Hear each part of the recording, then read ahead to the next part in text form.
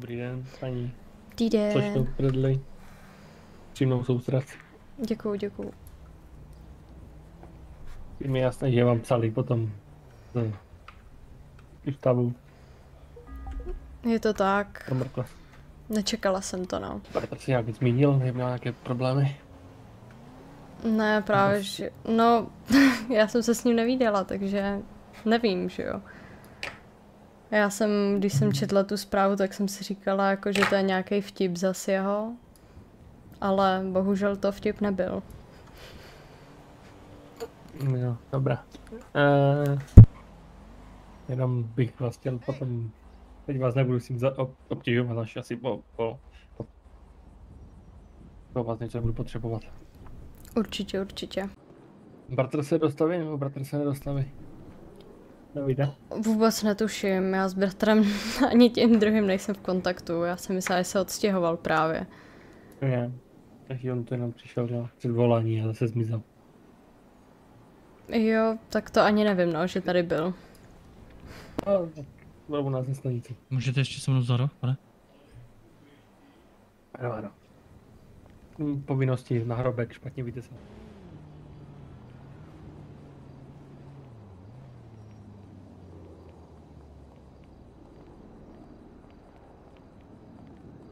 Ahoj. Čau. Je mi to líto. To je dobrý. Já jsem ho měl tak rád. Ty vole. Je v prdeli, já to neudýchám. Já to fakt nezvládám, ty vole. To je fakt na hovno, tady tato situace. Ty vole, já se zeseru asi. Proč? Kurva.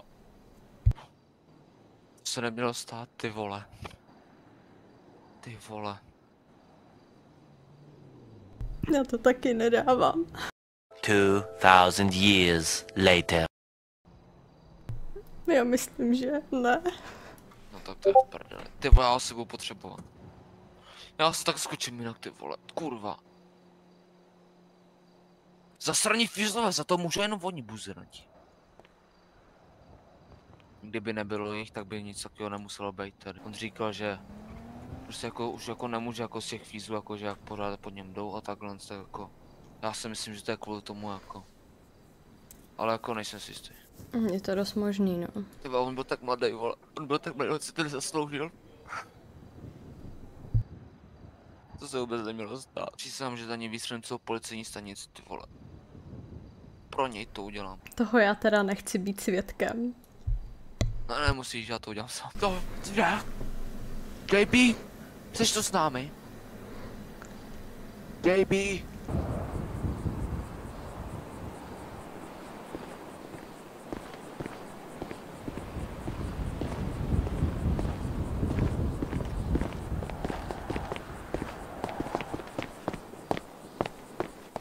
Zdravím.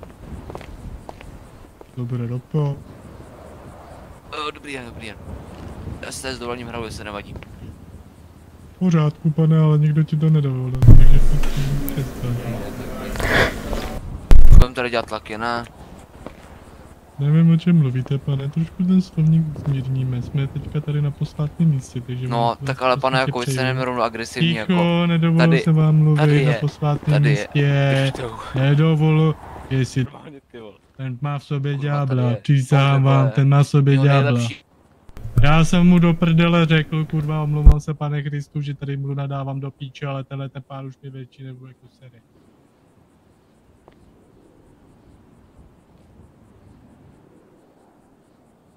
Dobrý, no, tak... Můžeme začít, jsem si. Dovolil jsem vám snad mluvit, pane? Vy budete A kdo mi to pokoušet moji zakázal, ty trpělivost vole? neustále? Já to slyšel. Prosím, já si nic neřekl. Zase se mi to zdálo, ne?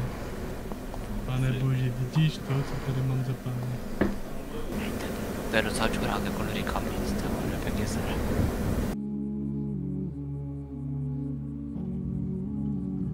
Amane patre, samone samanini.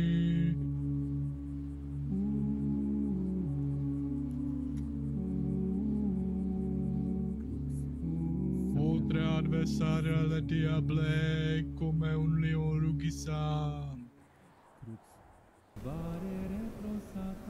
O, mane Patre, kurva, zlobil jsem si ruku z ty knížky. O, pane bože, vy jste mi dal sílu a moji ruku.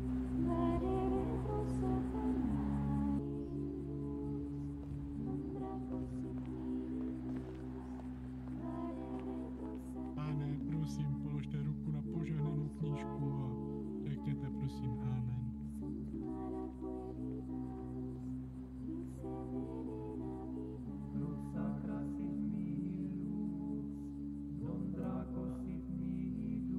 Děkuji. Pán Bůh taky děkuje. Pane, vy také prosím. Děkuji, pán Bůh vás střeží. Ano, povídejte. Pane Bože. Zeptám se pana Boha, dejte mi vteřinku. Dobrý den, slečno, prosím, podejte ruku, položte si ji na knížku a řekněte amen. Amen. Amen, amen, děkuji. In nomine Patris, Filii et Spiritus Sancti. Zdravím, pane, prosím, položte ruku na tuhle požehnanou knížku, zavřete oči a řekněte amen. Amen. Amen, amen.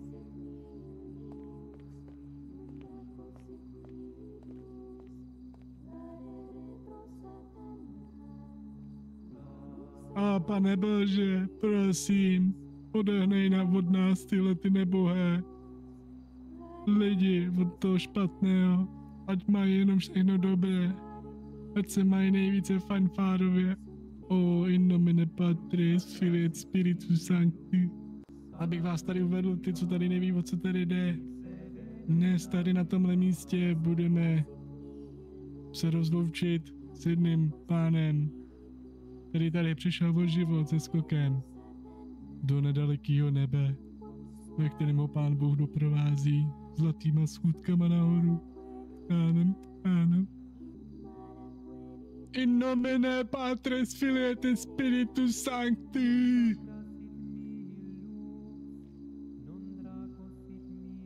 In nomine Patris, Filii et Spiritus Sancti. Aneme senenti Spiritus Ilictus. Bůh je mezi vámi, věřte tomu nebo ne. Je tady někdo, kdo by chtěl říct nějakých pár slov tomuhle pánovi, který přišel o život? No, tak asi to umím první, jestli bych mohl. Super, děkuji, kluku, můžeš jít. Milí dámy, milí pánové. Sešli jsme se tady proto, aby jsme nějak jako neoslavili, ale zavzpomínali na blízkého kamaráda JBho. JB byl si víc než kamarád, byl si můj bratr. Každý okamžik, který jsme spolu prožili, byl pro mě vzácný a nádherný. Společně jsme čelili těžkostem, smáli se i mlčeli. A vždy jsme věděli, že se na sebe můžeme spolehnout. Tvoje přátelství pro mě znamenalo víc, než slova dokážou vyjádřit. Ale vím, že tě zlomil nátlak, který si přišel od LSPD. Deprese, úzkost a neustálý tlak tě pomalu ničil. A když se to stalo nesnesitelným, začal se brát drogy,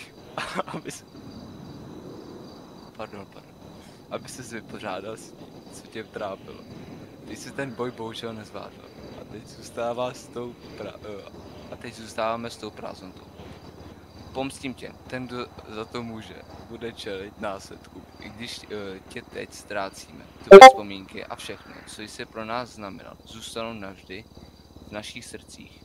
Nikdo na tebe nezapomene, brácho. Byli jsi víc než kamarád. Navždy budeš u nás v srdcích. Děkuju. Drazí přátelé a rodino, i když za rodinu jsem tu bohužel jenom já. Dnes se scházíme, abychom se rozloučili s naším milovaným bratrem, mým bratrem, Jimmym Brooksem. Je těžké najít slova, která by vyjádřila to, co cítíme. Jimmy byl nejen mým bratrem, ale i mým přítelem. A vždy to pro mě byl mou oporou. Jeho smích, jeho radost a jeho neuvěřitelný duch na nás všechny působil a obohacoval nás. Měl dar vidět svět jinak. S každým, kdo ho potkal, se dokázal podělit o kousek svého světla. Jeho láska k životu byla nakažlivá a i když ho už mezi námi nemáme, jeho vzpomínky a všechno, co nás naučil, budou navždy součástí nás. Některé věci se v životě mění a já jsem se rozhodla změnit své jméno. Neudělala jsem to ráda, ale muselo to tak být. Ačkoliv jsem udělala tuto změnu kvůli některým jeho činům, jedno se nikdy nezmění. On vždy bude mým bratrem. To, co mezi námi bylo a všechny vzpomínky na něj zůstanou v mém srdci a to navždy.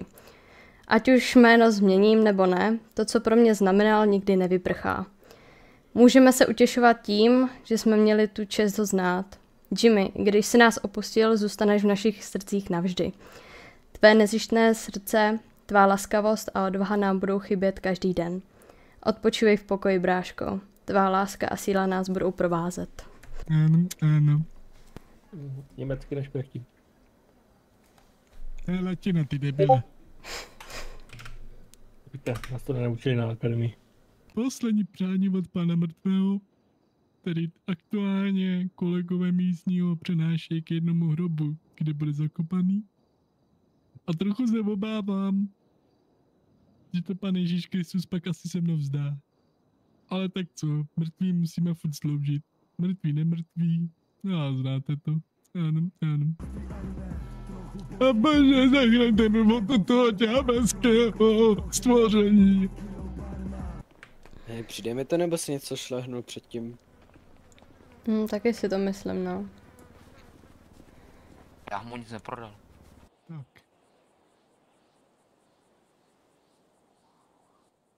Tak vteřinku a dojdu pro něho. Ale myslíte, že mi s tím pomůžete? On je trošku těžké, já jsem trošku starý. Zajisté. Hej, myslíš, že je nějaká knížka nebo jako to? Právo nebo platnost, jakože je kněz? Určitě. Musí být někde v registru, ne napsaný nebo v listině. Já si myslím, že jo, něco takového určitě musí být. Ten co včera napsal na omluvenku, ty vole, nějakou zku, ne? Pardon, já už si vzpomněl, pojďte za mnou, už vím, kde je ten hrob. No, tak to docela by, že jsi tady vykopal díru. Ty vole, on tady někomu vykopal... No, nic radši, ty vole. Tady u ty díry, prosím, já se omlouvám velice moc.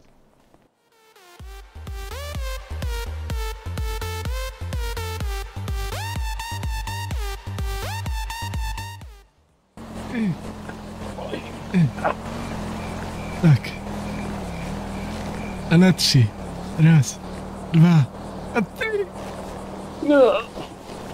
Ježiš. Perpetua lucete. Ať mu svítí věčné světlo.